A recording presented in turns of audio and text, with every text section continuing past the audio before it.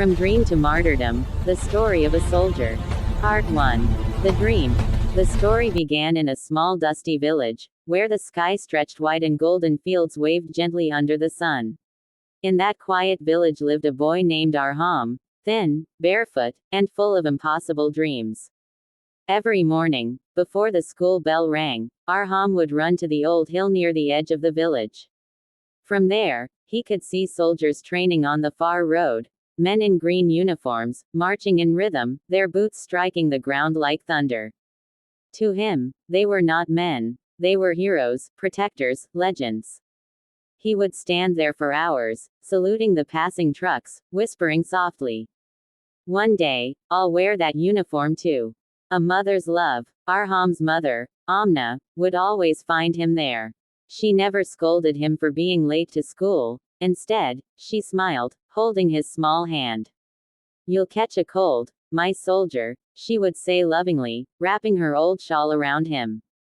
"And what will you protect the country with if you fall sick before even joining?" He would grin, his eyes bright. "I'll protect it with my heart, Ami." Her laughter would fill the morning air. But deep inside, every time he spoke about becoming a soldier, her heart trembled, between pride and fear. She had seen the news, the funerals, the flags draped over coffins. Yet she never stopped him. She believed in his dream, even when it frightened her. The father's silence. Arham's father, Rashid, was a farmer, strong, quiet, and proud. He didn't talk much about emotions. He believed in hard work and patience. When Arham told him he wanted to join the army, he didn't say yes or no. He just said, "The soil gives birth to brave sons. But remember, bravery isn't about killing. It's about standing when everyone else runs." That night, Arham watched his father working late in the fields under the moonlight. The silence between them was heavy but warm. The boy understood what his father meant. Bravery was not in war, it was in sacrifice. The first salute. Years passed. Arham grew tall and strong. His school uniform got tighter, his voice deeper, but his dream never faded. On the day of the Independence Parade, the district army band visited his town. Arham, standing among the crowd, saluted them as they passed. A senior officer noticed him, a young boy saluting with perfect posture, eyes filled with pride. The officer stopped, walked over, and asked, "What's your name, son?" "Arham, sir." "And why are you saluting us?" "Because you protect our mothers, sir." The officer smiled and placed his hand on Arham's head. "Then one day, son, you'll protect them too." That single sentence became the spark that changed his life forever. The journey begins. After finishing school, Arham applied to the military academy. The day he received his acceptance letter, his mother cried for the first time in years. She cooked his favorite food that night, and his father silently placed his hand on his shoulder, no words, just pride.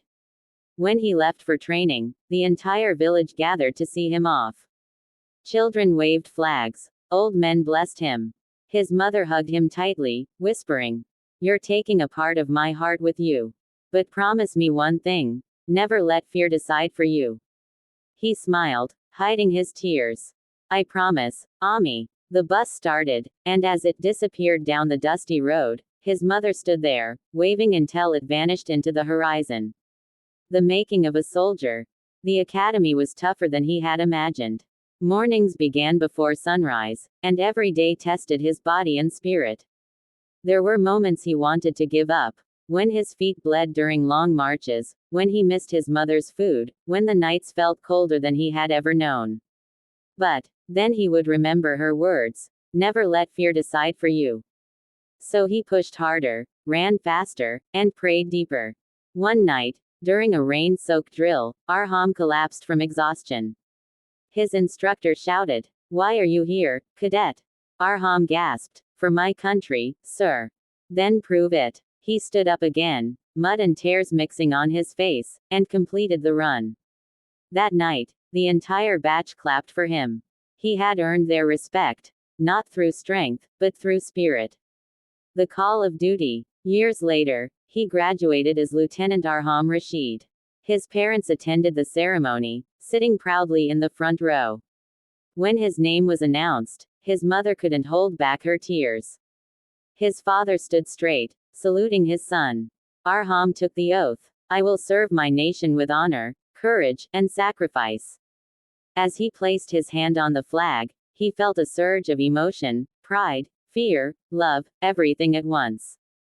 He looked toward the crowd and found his mother's eyes, glistening with tears yet shining with strength. After the ceremony, she hugged him and whispered, "Now you belong to the whole nation, not just to me." He smiled softly, "But my heart will always be yours, Ami." Before the war, time moved swiftly. Arham was posted to a border region, a land of dust, wind, and silence. Letters became their only bridge. Every few weeks, a new letter arrived from home. His mother's words always began the same way. "My dear soldier, your army is fine. The fields are green again. We miss your laughter, but we are proud." And Arham would reply, "Ami, I carry your prayers in my pocket. Tell Baba I'm learning what real strength means, not in weapons, but in will." Then one day, a letter came that changed everything, a message from command. "Be ready. War is approaching." He folded his mother's last letter and placed it inside his chest pocket. That night, under the cold stars, he looked toward the sky and whispered, "If this is my time, let me make it worth her prayers." From Dream to Martyrdom, the story of a soldier. Part 2. The Last Battle. The sun was just rising over the desert horizon, painting the sky in hues of orange and crimson. The same colors reflected on the dust-covered helmets of hundreds of soldiers ready to march. Among them stood Captain Arham, his uniform crisp, his eyes calm, and his heart steady, the same heart that once beat nervously in his small village when he first dreamed of becoming a soldier. He remembered his mother's voice from that morning before he left home, trembling but proud. "Arham, remember, every breath you take in your uniform is a prayer for the country. Come back victorious, or come wrapped in the flag. Either way, you'll make me proud." Those words had become his strength. The calm before the storm. The desert wind howled that evening as their unit moved into position. Intelligence had confirmed enemy movement across the ridge. The mission was clear: secure the forward post and protect the nearby villages. Arham was leading Alpha Platoon, a group of young men who looked up to him not only as their captain but as their elder brother. He crouched beside a rock, map spread on the sand, and whispered, "No one fights alone. We move as one. We fight as one. And if today is our last day, then let's make sure history remembers our names." A quiet nod spread across the faces of his men. Some smiled faintly. Some closed their eyes in silent prayer. The night grew heavier. The air was tense. In the distance, flashes of artillery fire began lighting up the dark sky, a storm of fire and thunder. The battle begins. The first explosions echoed like a giant drumbeat across the dunes. Arham shouted commands through the chaos, his voice cutting through the sound of bullets and explosions. The enemy was stronger than expected, their artillery relentless. Yet Arham and his men pushed forward, inch by inch, holding their line like walls of steel. One of his soldiers, Hamza, was hit on the shoulder. Arham dragged him to safety, ignoring the burning pain in his own leg where shrapnel had grazed him. "Stay down, soldier. You're not dying today," he said, pressing his hand over the wound. Hamza looked up weakly. "Sir, if I die today, tell my mother I fought till the end." Arham smiled, hiding the lump in his throat. "We'll both tell her together." The words carried through the noise like a promise, a fragile thread of hope amidst the madness. Letters from home. That night, when the firing stopped for a brief moment, Arham took out a folded letter from his pocket. His mother's handwriting, shaky but familiar, covered the paper. "My son, the nights feel empty without your voice. I pray 5 times a day, not for your safety, but for your purpose. May you never turn your back on your duty, no matter how hard it gets." He pressed the letter to his lips, tears glistening in the moonlight. In his reply, which he would never send, he wrote, "Ami, if I fall, do not weep. The soil that raised me will embrace me again. Tell Baba I fought smiling, and tell the children of our village that dreams are not meant to stay dreams, they are meant to be lived, even if they end in silence. The final stand. At dawn, the enemy launched a massive counterattack. The ground shook. Bullets rained down like hail. But Arham's platoon stood firm. One by one, his men fell, yet none retreated. Every inch of that barren land became sacred with their blood. Arham, wounded twice, still held his rifle. His eyes were burning, his vision blurring, but his spirit refused to bend. He climbed a small dune and raised the national flag, the same one he had carried since the day of his passing out parade. As long as this flag stands, he shouted, we are alive. Moments later, a shell exploded near him.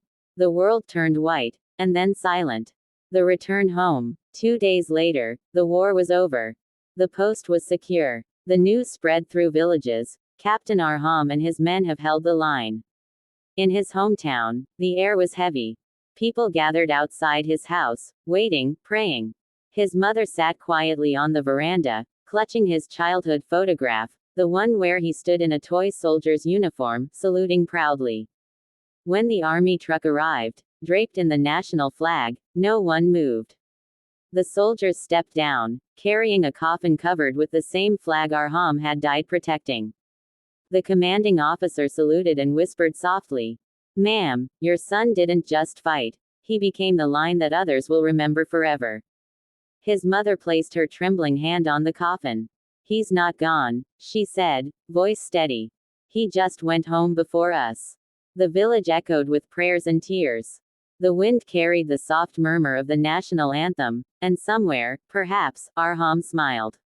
Epilogue. Years later, his story became a part of military training, a lesson not about war, but about duty, love, and sacrifice. His name was engraved on a memorial wall, but his real memorial was in the hearts of those who learned from his courage. In the quiet nights, when the stars shine over the desert, people say they still hear a whisper in the wind. No one fights alone. And that whisper, like his dream, will never fade.